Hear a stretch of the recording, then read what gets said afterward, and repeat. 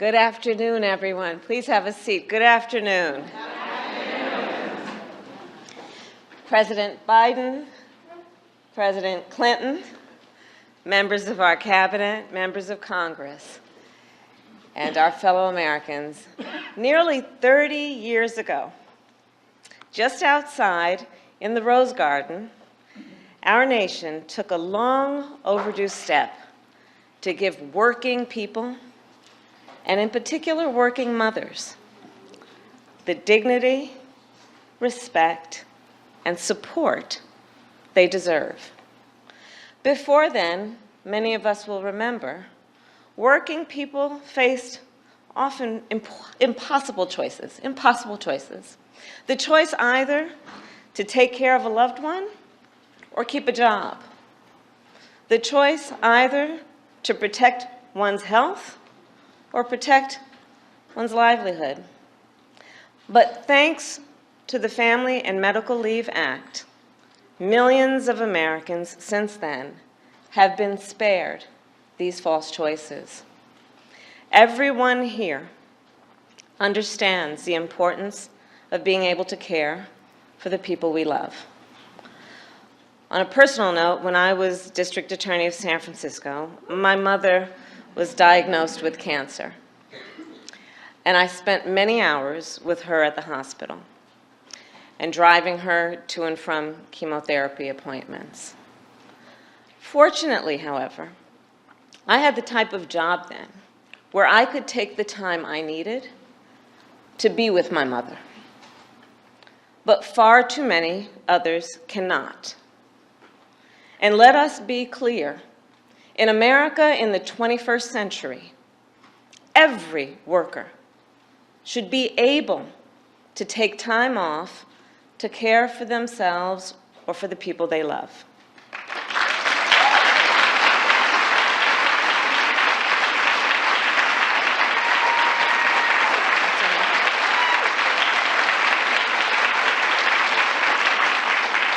And here's the thing we know. When they are able, our entire nation benefits. Consider, for example, women are 40% more likely to need family or medical leave because they are more likely to take on caregiving responsibilities. And studies have shown that when women receive the leave they need, they are more likely then to stay in the workforce, which means a stronger economy, raising wages for workers overall, and, by the way, raising profits for companies overall. It also means families are more secure, and our entire nation is more prosperous. Over the past half-century, the women's workforce participation has increased by 30%. That change alone has strengthened our economy by over $2 trillion. Just imagine. And there's still more work to do. So, as we celebrate this important milestone this afternoon, let us continue to fight to build on the Family and Medical Leave Act so that every worker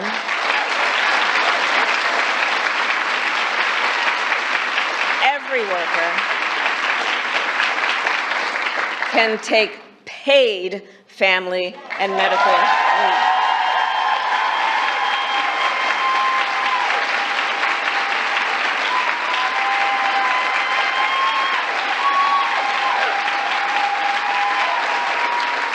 And now, it is my great honor to introduce a leader who had a vision 30 years ago that has benefited generations of American families. Realizing that vision was one of his central promises when he ran for president in 1992. And the Family and Medical Leave Act was the first bill, because of his priority, the first bill that President Clinton signed into law. And of course, it was possible thanks to another extraordinary leader who was also named Clinton. and a partner to the President, Hillary Clinton. And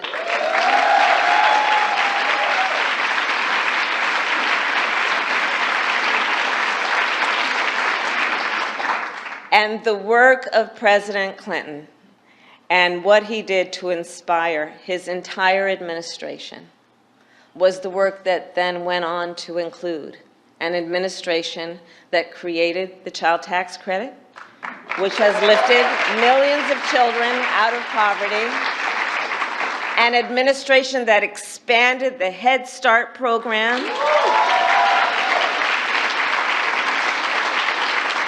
and helped generations of children reach their incredible potential. An administration that signed the Violence Against Women Act into law. We want to thank Joe Biden. See, they've been on this stage together before. And an administration led by a president with an unwavering commitment to the workers and to the families of our great nation. Please join me in welcoming President William Jefferson Clinton.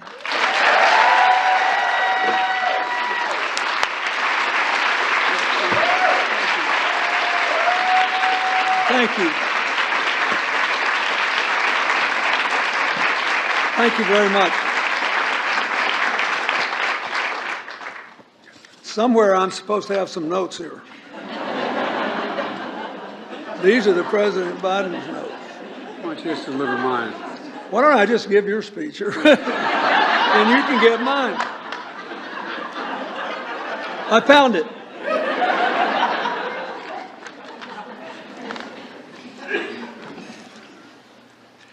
Thank you, Madam Vice President, for that introduction and for your kind remarks about the work we did.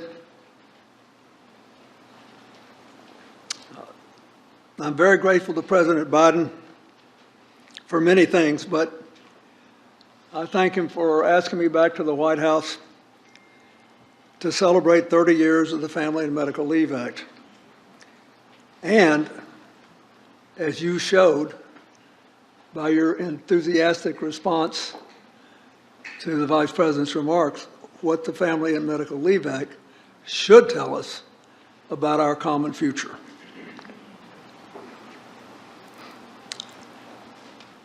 The bill was the result of years of passionate advocacy and effort by so many people, none more than my friend of more years than we'd like to admit, Chris Dodd.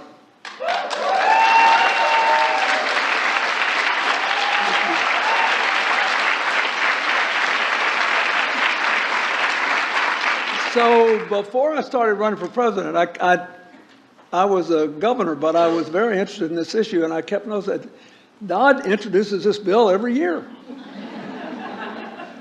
And he introduced it for 6 years, I think, before it passed. So he passed it, it got vetoed. And then he passed it again, and it got vetoed again. And by the time I started running for president, I basically made it a part of my stump speech because I thought it both embodied what was wrong then by the polarized politics of Washington and embodied the hazards of overlooking the country when it's changed on the ground. What do I mean by that? The president and I and Nancy and Chris and all of us who are, dare I say it, 75 or older, we grew up in a different time. We grew up in a different time. My mother always worked, and my grandmother did, but they were atypical. By the time the 1992 election unfolded, there were more and more families where both the mother and the father had to work to make a living, or where there was only one parent in the home with the children. In a situation like that, both the society and its political leaders look utterly hypocritical if they say, oh, there's nothing more important than raising children. Well, how about a little help to do it? Well, we can't do that. And so the rest of us followed the lead of Senator Dodd and the others in the Senate, and there were Republicans too that were for it. That was a different time. There were more than 200 women's, children, labor, and faith organizations led by the National Partnership for Women and Families.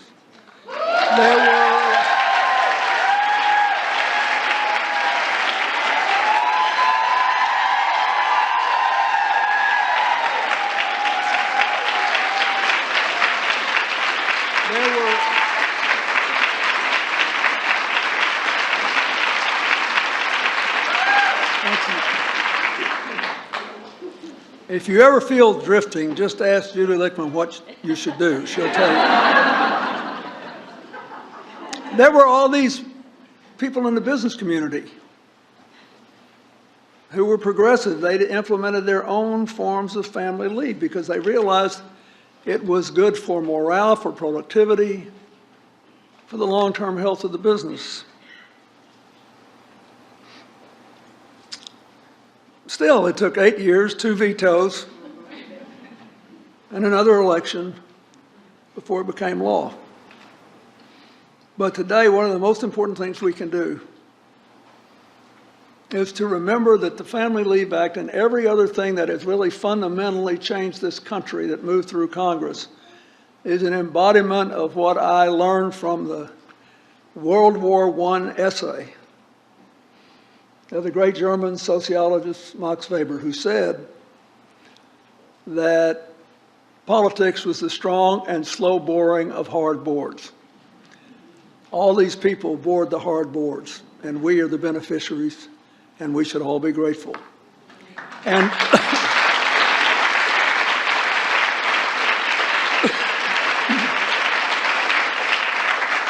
I kept saying that all the time when people wondered why, when the president took office, we didn't have the infrastructure bill,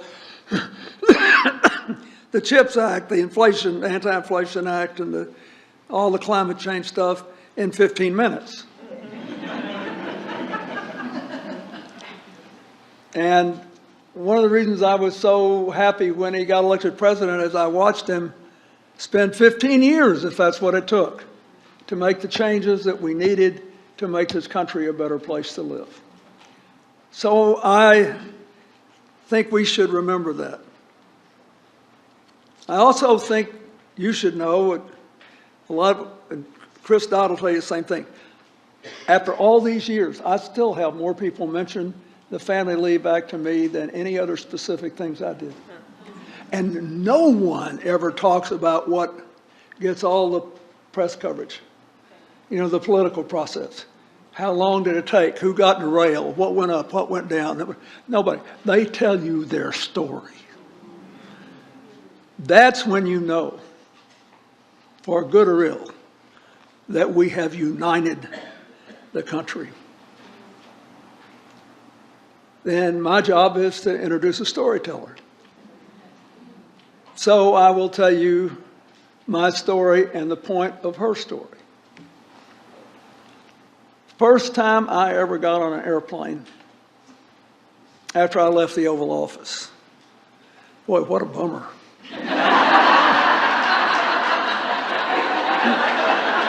Somebody said, when do you really know you're not president anymore? They don't play a song when you walk in a room. And you're back on commercial air travel. So I'm taking the shuttle from New York to Washington. And this really compelling flight attendant with a very intense stare looked at me and she said, "May I talk to you?" And I said, "Sure." She said, you know, my husband loves you. He's a jazz musician and he teaches music in school. So he was always for you. She said, but I really didn't care about you one way or the other until the Family and Medical Leave Act. She said, I have a sister, and we had the misfortune that both our parents were dying at once, one with cancer, one with advanced Alzheimer's.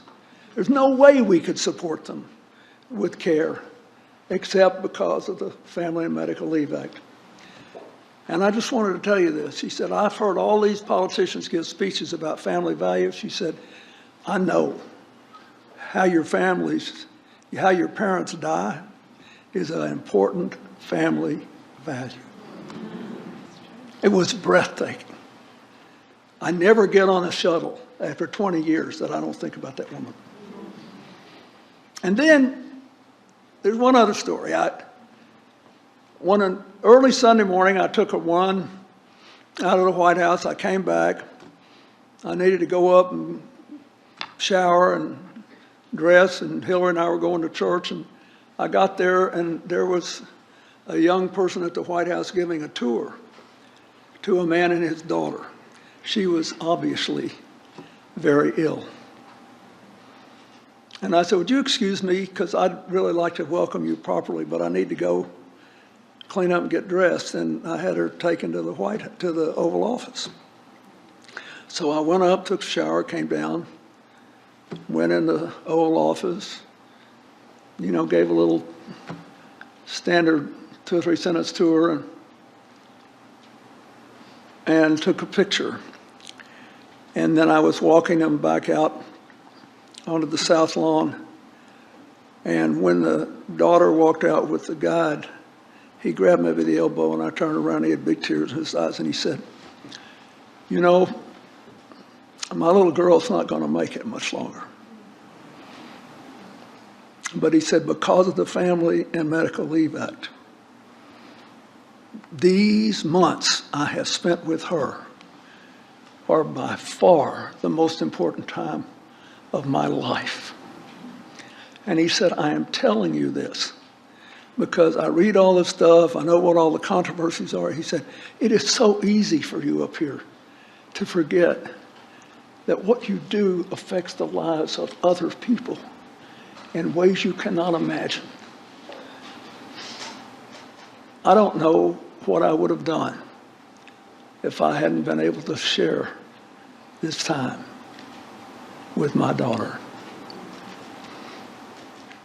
Now, we're here first to celebrate the fact that now about 400 million times in the last 30 years, Americans have taken advantage of the Family and Medical Leave Act.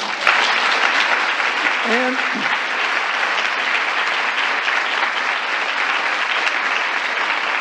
we're here because in spite of that,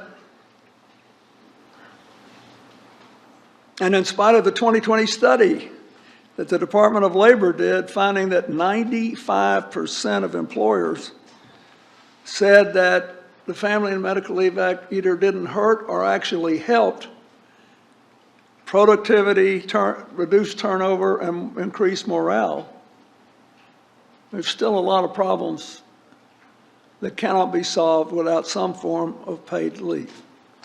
And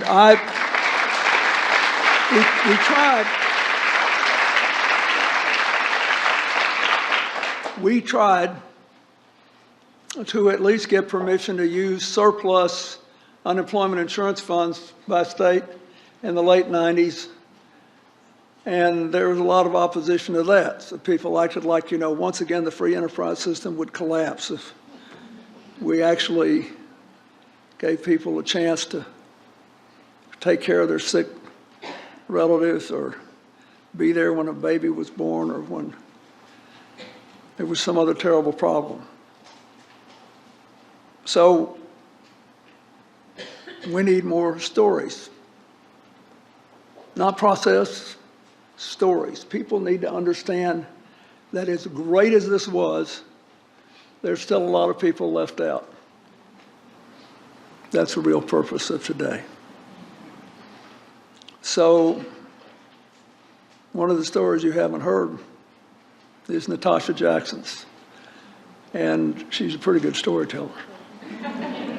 So I ask you to welcome her to the stage.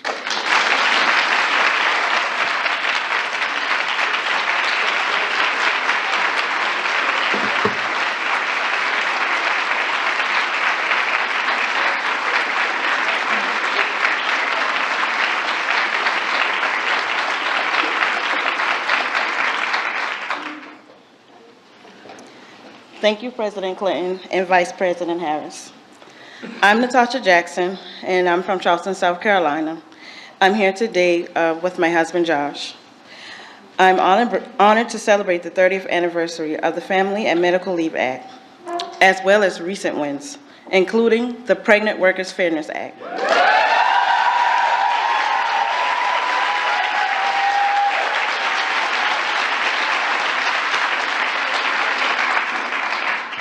Which President Biden, thank you, signed into law over a month ago. This victory is personal to me, and I'm going to try not to tear up.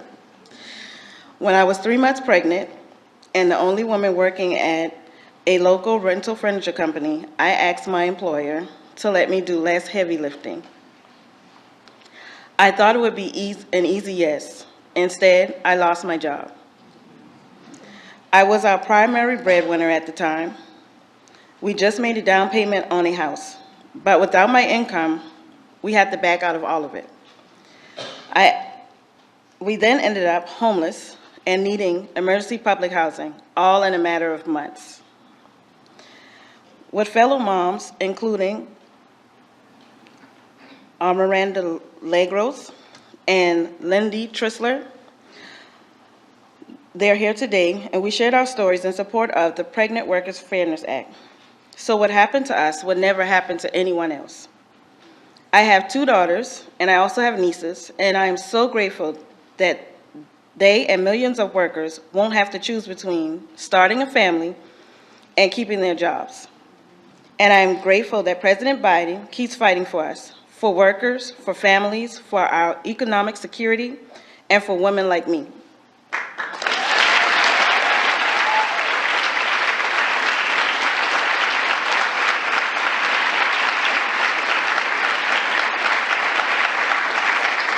So with that being said, I am honored to introduce President Joe Biden.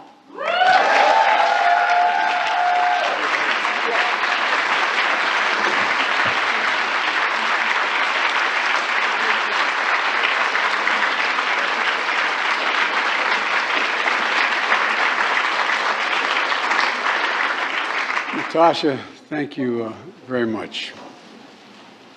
Folks, as I was sitting listening to everyone, I was reminded that back during a very, very important hearing on the Judiciary Committee when I was chairman, we were working on a very difficult subject. I won't mention it was a justice that was very conservative, and we were working very hard to keep him from being on the bench. He was a decent man, but his philosophy was not. And we had worked really, really hard, bringing in scholars from all around the country during the entire summer preparing for this hearing. And one particular person was in charge of knowing the detail, all the significant detail of all of his voting record. And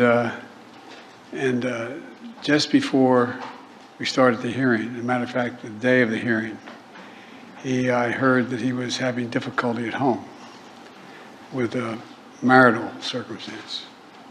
But he kept showing up for the hearings.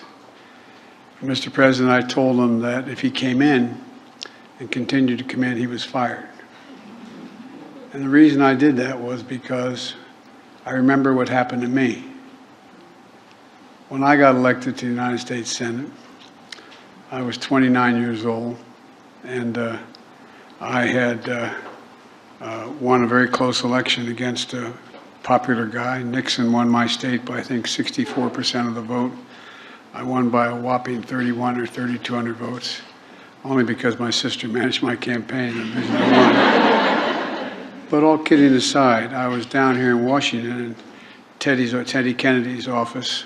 He was the whip at the time, on December 18th, hiring folks, and I got a phone call saying my wife and daughter had just been killed, and my 2 boys were very badly injured. They were in the car, a tractor trailer hit broadside of them. And I didn't want to come to the United States Senate. I really didn't. I had my brother and my sister, and Chris knows them both well. I asked them to talk to the incoming governor. We elected a Democratic governor as well.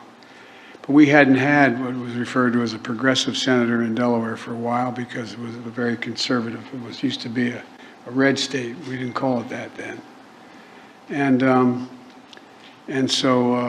But a group of senators who were really so good to me, saved my sanity, starting with Mike Mansfield and Tom Eagleton and the distinguished senator from South Carolina, Fritz Hollings, and Tom Eagleton, and they all said, come and just stay 6 months. At the time, I thought they said, you have to help us organize. We had 58 Democratic senators. That's how smart I was. But the point was that I started commuting every day, 260 miles a day on the train to come home with my kids. And that's because I was really, really lucky. I had a sister who's my best friend and a brother who's my buddy, 5 years younger. And they gave up where they lived and moved into where I was, helped me raise my kids. And every morning I'd drop my kids off when they were little at my mom's house, not far from ours.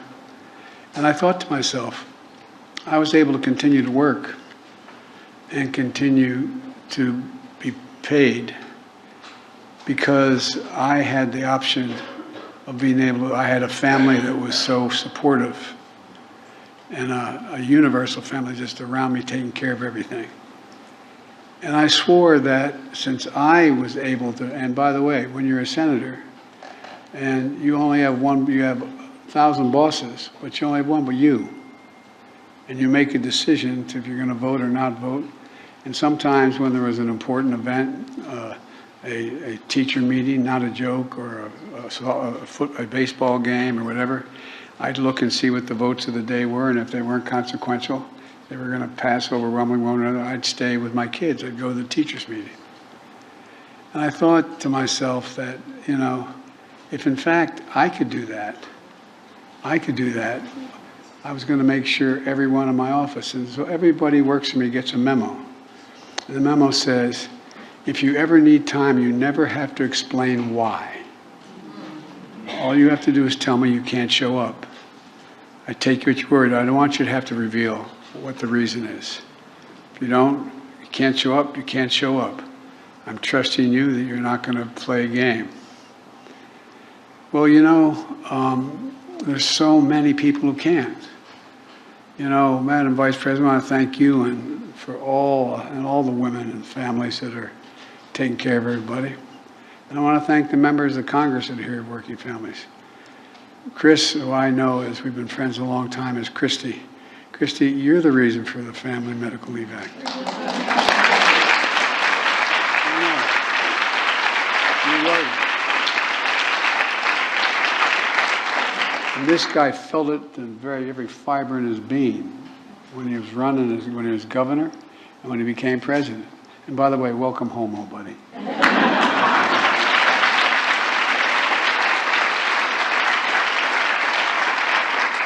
He made history by signing that act and the law. And you know, as a team effort, I was especially want to thank my friend, as I said, Chris Dodd, but also that woman sitting next to him was a little bit helpful too. By the way, stand up for a second. Come on.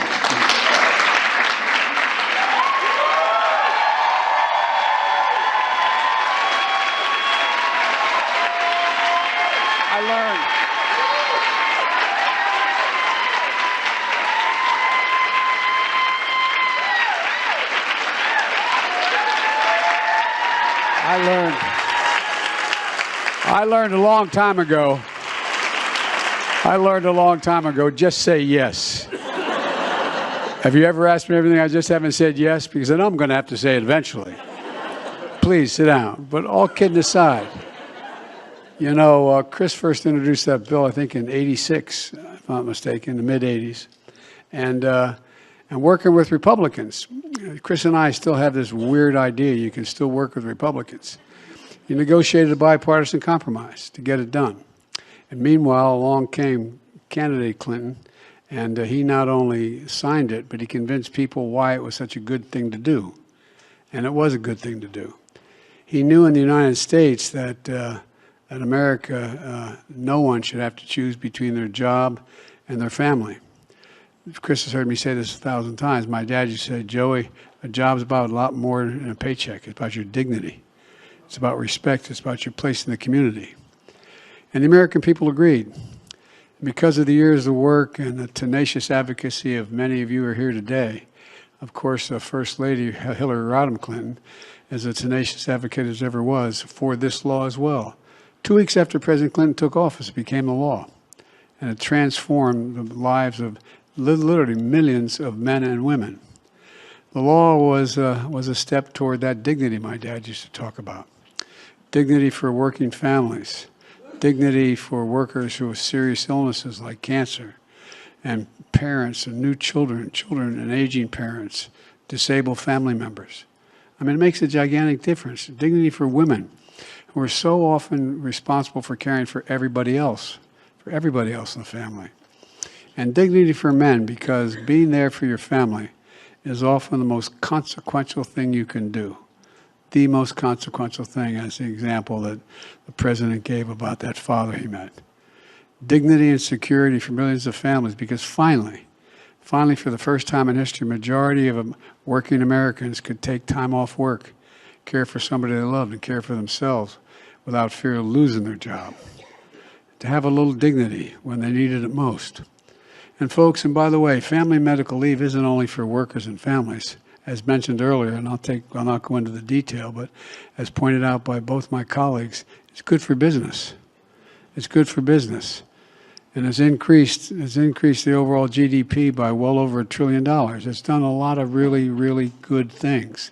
When workers can take leave, when they're able to do that rather than have to stay in their job, they're better off, and the businesses are better off as well, because things get done. As a nation, we've made a lot of progress over the last 30 years. Over time, we've expanded the Family and Medical Leave Act. Up to 26 weeks of leave to care for service members with serious illnesses or incurred on active duty. My son lay in the hospital for 18 months after coming back from Iraq and died. I don't know how, if I hadn't had this job, I don't know quite what I would have done. I don't know quite what we would have done. And so the fact is up to 12 weeks to handle military deployments, because when the deployment occurs, it really changes a family and takes it all out of gear. And look, which can be a major adjustment for families. 12 weeks paid parental leave for federal employees. And then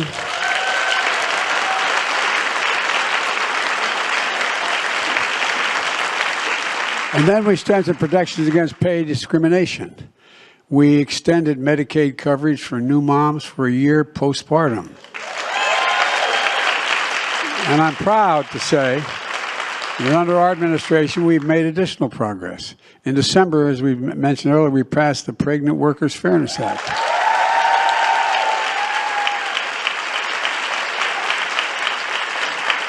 It filled an important gap in federal protection by requiring employees to make reasonable accommodation for pregnant women and new moms, like letting them have water breaks, bathroom breaks, sit down and work breaks. Can you imagine asking that? My Lord. Think about it, though. Think about it.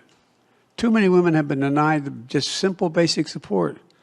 Plus, this law gives new moms time off to recover after they've had a baby. That's considered a reasonable accommodation. I guess so. But think about it. We got to say that. I mean, a reasonable accommodation, like that's something we discovered? So workers don't get family leave through Family and Medical Leave Act may now get parental leave through this new law. You know, and when I ran for president, I promised to get this done, and we keep our promises. Look, I also signed a law that gives nearly 9 million nursing mothers the time for private space to pump at work. Now think about it. What an awful demand. I mean, my Lord, salacious. Remember some of the arguments made? Until now, teachers, nurses, farm workers, and others were at the mercy of their employers. Folks, this shouldn't be that complicated. It gets down to a word I guess we Irish overuse. It gets down to basic dignity.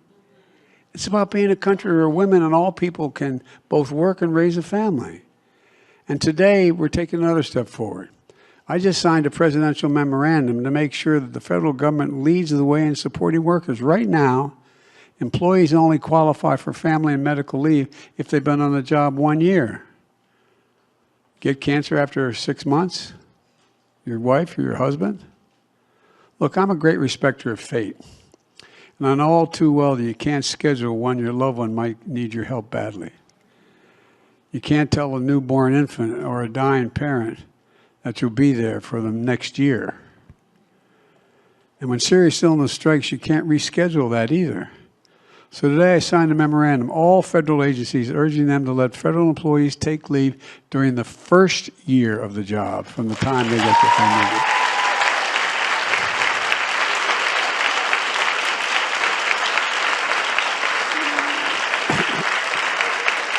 And I'm also directing the Office of Personnel Management to develop recommendations to help federal employees take leave when they need to find safety from domestic violence, dating violence, sexual assault, or stalking, so-called safe leave. That matters. It matters a lot. You all know it. Additionally, we made historic investments to make child care more affordable so parents can work and provide for their kids. How can we compete in the global economy if millions of American parents, especially moms, can't join the workforce because child care or elder care costs them more than their paycheck? The cost of child care has gone up more than 200% over the last 30 years. 200%. Most families' incomes haven't grown nearly that much. And a lot of parents do the math and realize they can't afford to go to work.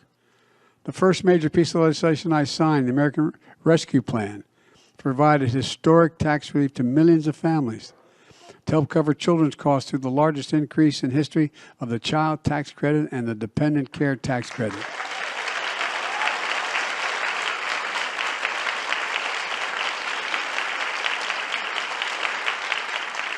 The thing we don't talk about much either, it also helped 200,000 child care providers, many of them in small businesses, stay open during the pandemic, to continue to serve 9.5 million children during that period. Look, and these funds help increase pay for child care workers who are significantly underpaid. They're overwhelmingly women, especially women of color. And I just signed legislation that increases the child care development block grant by 30%, helping low-income families afford child care. But here's what matters.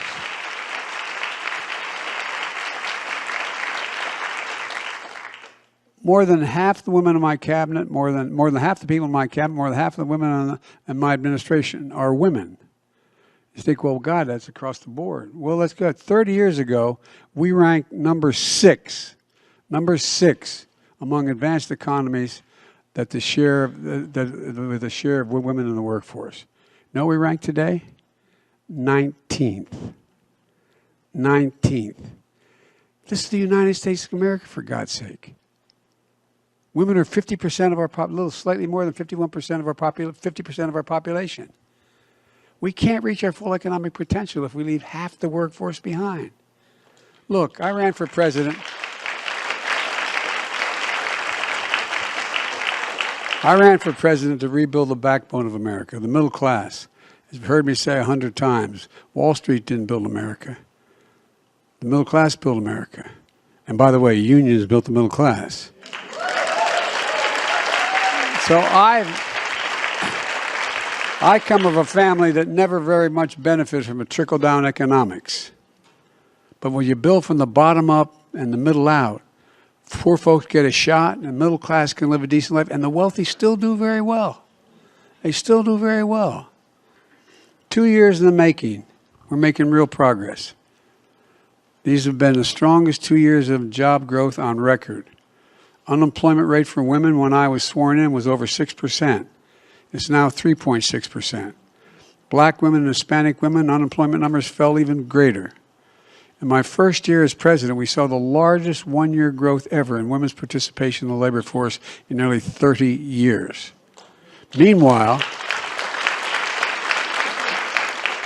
to disprove the notion this is going to cost the economy, the economy is growing. Wages are up. Over the last 2 years, more Americans have applied to start a small business than any year on record. Any year on record. And a critical part of that is creating an economy where all workers, including women, have access to jobs, education, training, and support they need to seize the opportunity while still being there for their families. Look, the legislation we celebrate today was an incredibly important step, but a first step.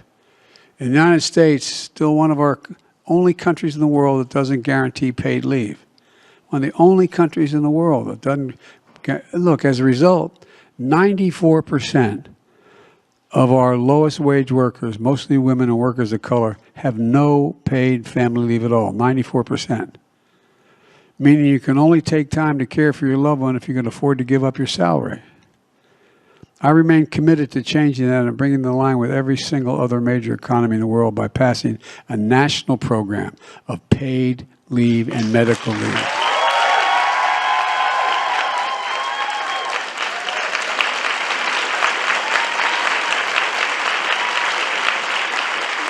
And by the way, American workers deserve paid sick days as well. Paid sick days. Look, I've called on Congress to act, and I'll continue fighting, as I know all of you will as well. No American should ever have to choose between a paycheck and take care of a family member or taking care of themselves. You know, I believe that one of the best ways to continue making progress is to ensure women are at every table where decisions are made. Every table, not a joke. I promised that my administration would look like America. As I said, my cabinet is the first majority female cabinet in American history. And we just heard from the first ever woman vice president.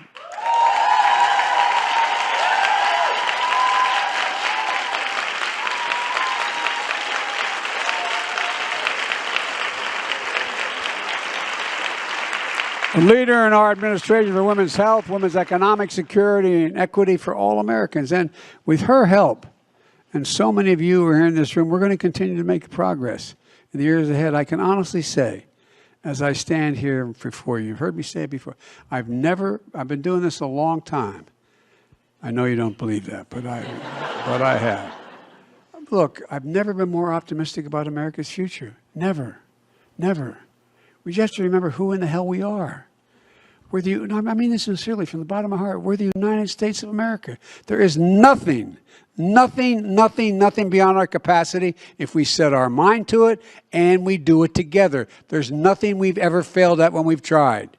Folks, we got a lot of work to do, a lot of work. But I'm so happy to be able to welcome my president back to the United States Congress, back to the United States Capitol. And he's promised me that I'll be able to sit at my desk tomorrow.